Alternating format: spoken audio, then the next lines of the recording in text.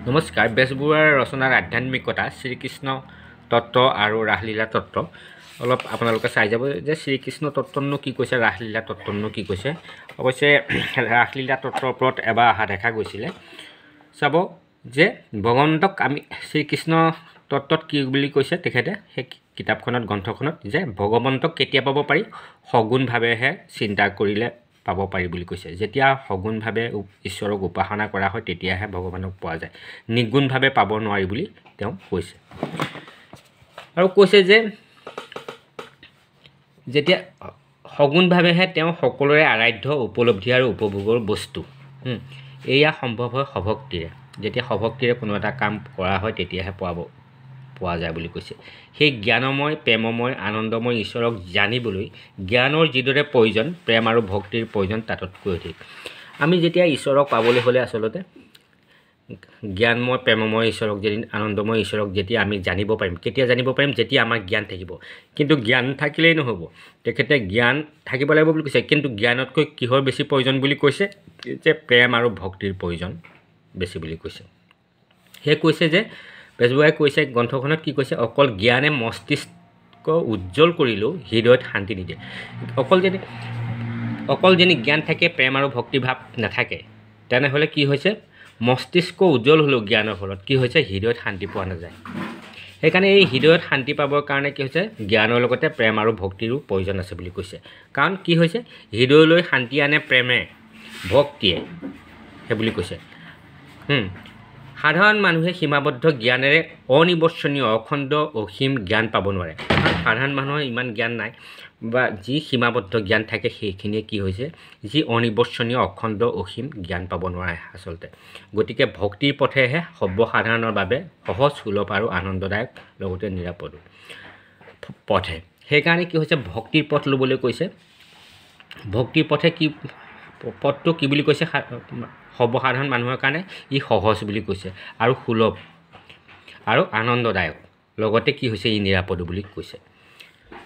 কিয়নো জ্ঞান প্ৰদত্ত ক্ষমতাৰ অধিকাৰী হ'লে মনলৈ কেতিয়াবা অহংকাৰ আহিব পাৰে। অকল যদি জ্ঞান থাকে তেনেহ'লে কি হৈছে, মানুহৰ মনলৈ অহংকাৰ আহিব পাৰে। যদিহে প্ৰেম আৰু ভক্তি নাথাকে, অকল জ্ঞানহে থাকে, তেনেহ'লে কি হৈছে, সেই মানুহজন অহংকাৰী হ'ব পাৰে।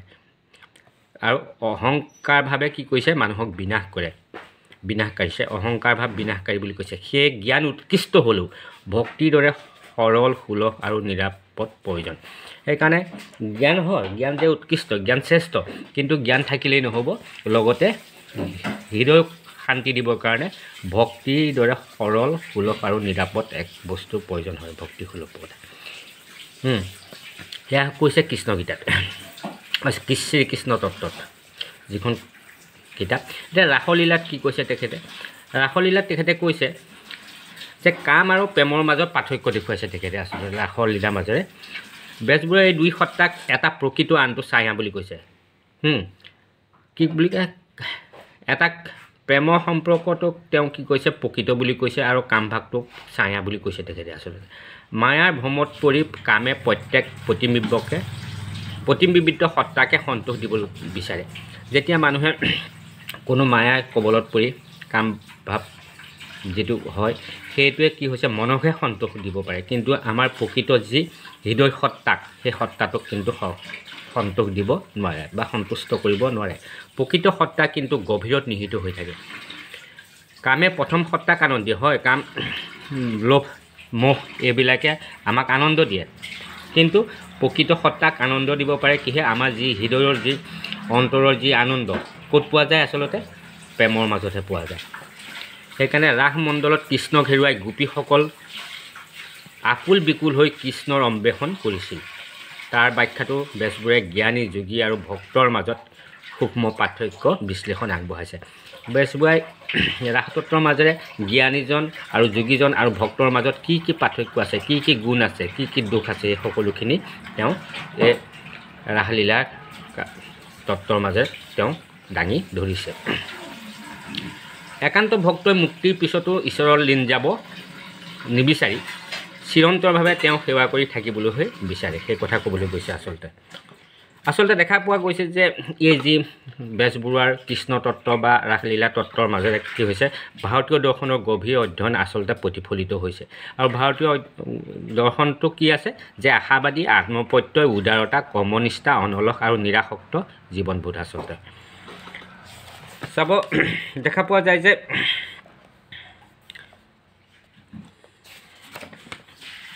ইয়াত কৈছে যে অকল জ্ঞানে মস্তিষ্ক পোহৰাই তুলিলেও হৃদয়ত শান্তি নিদিয়ে প্ৰেম আৰু ভক্তিৰ প্ৰয়োজন তাতকৈ অধিক মই যিখিনি আগতে কৈ আছিলোঁ সেইখিনিয়ে কথাই কৈছে পুনৰ এই মূল কথাখিনি বিশেষকৈ ৰাসলীলাটোত মই কৈছোঁৱেই যে ৰাসলীলা খণ্ডটো এবাৰ আহিছে তেনেকুৱা আহিব পাৰে ৰাসলীলাত ভক্তি আৰু ভক্তৰ সম্পৰ্ক দেখুৱাই আধ্যাত্মিক দিশৰ তাৎপৰ্যপূৰ্ণ তেখেতে আলোচনা আগবঢ়াইছে কাৰণ ৰাসলীলা মানে জানেই আপোনালোকে যে শৰৎকালৰ পূৰ্ণিমা ৰাতি কৃষ্ণৰ বাঁহী সুৰত মুগ্ধ হৈ বৃন্দাবনলৈ অহা গোপ ৰমণীসকলক কৃষ্ণই প্ৰথমতে পৰীক্ষা কৰিছিল কৃষ্ণই তেতিয়াহে আচলতে ৰাসক্ৰিয়া কৰিছিলে মহাৰাস কৰিছিলে কেতিয়া কৰিছিলে আচলতে প্ৰথমতে তেখেতে কৃষ্ণই গোপিনীসকলক পৰীক্ষা কৰি লৈছিলে কি পৰীক্ষা লৈছিলে যে তেওঁলোকে মায়া মোহৰ পৰা মুক্তি পাইছে নাই সেইখিনি তেওঁ আচলতে পৰীক্ষা কৰিহে যেতিয়া গম পাইছিলে যে হয় মায়া মোহৰ পৰা তেওঁলোক কি হৈছে গোপীসকল আঁতৰত থাকিব পাৰিছে তেতিয়াহে তেওঁ কি হৈছে মহাৰাস নৃত্য কৰিছিল সেই কথাই কৈছে যে গোপীসকল দেহবন্ধন কৰ্মবন্ধন সামাজিক ভয় লোকসংস্কাৰ পাৰ্থিৱ সংসাৰৰ প্ৰতি মোহ ত্যাগ কৰি মুক্ত মনেৰে একমাত্ৰ পৰমানন্দত উপস্থিত হ'বলৈ নিৰ্মোহ হ'ব পাৰিছেনে নাই আচলতে কৃষ্ণই তাৰ বিচাৰ কৰি তাৰ পিছতহে মহাৰাসৰ নৃত্য কৰিছিল প্ৰকৃততে কি হয় কাম আৰু কামনাক জয় কৰিব পাৰিলেহে সংসাৰ পাহৰিব পাৰি এইদৰে তাৰমানে কৃষ্ণই কি হৈছে কাম জয় লীলা দেখুৱাই ৰাস নৃত্য কৰিছিলে আচলতে ৰাসলীলাত কাম ৰস দেখুওৱা নাই ইয়াত যে কাম ৰস কেনেকৈ কামলীলা আচলতে কি হৈছে মানুহে নিয়ন্ত্ৰণ কৰিব পাৰে কেনেকৈ আঁতৰাই থ'ব পাৰি সেইখিনিহে আচলতে দেখুৱাই ৰাস নৃত্য হৈছিলে এনেধৰণে আপোনালোকে চাব এইখিনি তত্ত্ব আচলতে ইয়াত অলপ বস্ত্ৰহৰণৰ দ্বাৰাও আচলতে গোপীসকলৰ আচলতে পৰীক্ষা কৰিছিল যে তেওঁলোকে অহংকাৰ দম্ভ লজ্জাৰ পৰা আচলতে মুক্ত হ'ব পাৰিছেনে নাই এইখিনি আপোনালোকে অলপ চাব সেইকাৰণে কোৱা হৈছে যে ৰাসলীলাত ভক্ত সাধকৰ চৰম অৱস্থা প্ৰদৰ্শন আৰু সাধন ভজনৰ অতি ওখ অথচ সহজ উপদেশেৰে আধ্যাত্মিক দৰ্শন প্ৰদান কৰা দেখা যায় কাৰণ ৰাসলীলা কি হৈছে জীৱাত্মাৰ সৈতে পৰমাত্মা শ্ৰীকৃষ্ণৰ লীলা বুলি কৈছে জীৱাত্মাৰ সৈতে পৰমাত্মা পৰম ব্ৰহ্মৰ যি নিত্য লীলা অনাদি অনন্তকাল চলি আহিছে আৰু সেই লীলাৰ আভাস মানুহক বুজাবৰ নিমিত্তে মায়াৰ দ্বাৰাই মনুষ্য দেহ ধৰি পৰম ব্ৰহ্ম কৃষ্ণৰ বৃন্দাবনত গোপীসকলৰ সৈতে এই ৰাসলীলা কৰিছিলে এনেদৰে দেখা পোৱা যায় যে ৰাসলীলা অশ্লীলতাৰ গোন্ধৰে কলুষিত হোৱাটো দূৰৈৰ কথা তেখেতৰ যি গ্ৰন্থখনত দেখুৱাইছে যে সাধক ভক্ত আৰু পৰমাত্মা ঈশ্বৰ নিগ্ৰহ তত্ত্ব প্ৰকাশক বিশ্বজনীন সাহিত্যৰাজিহে এনেধৰণে আমি ৰাসলীলা আৰু কৃষ্ণৰ চমু কথাখিনিও যদি জানি যাওঁ তেনেহ'লে আমি নিশ্চিতভাৱে আমি যিকোনো ধৰণৰ কথা আহিলে এইখিনিয়ে মূল কথা এই গ্ৰন্থ দুখনৰ যিকোনো ধৰণৰ প্ৰশ্ন আহিলে এই সিদ্ধান্তৰ পৰা আমি এইখিনি কথা লিখিলে আচলতে নম্বৰ লাভ কৰিবলৈ সক্ষম হয় মই চমুকৈ আপোনালোকে এবাৰ বা দুবাৰ শুনিলে বুজি পাব পৰাকৈ কৈ দিছোঁ লাইক কমেণ্ট কৰি কেনেকুৱা হৈছে জনাই উৎসাহিত কৰিব বুলি আশা ৰাখি আজিলৈ আহোঁ ধন্যবাদ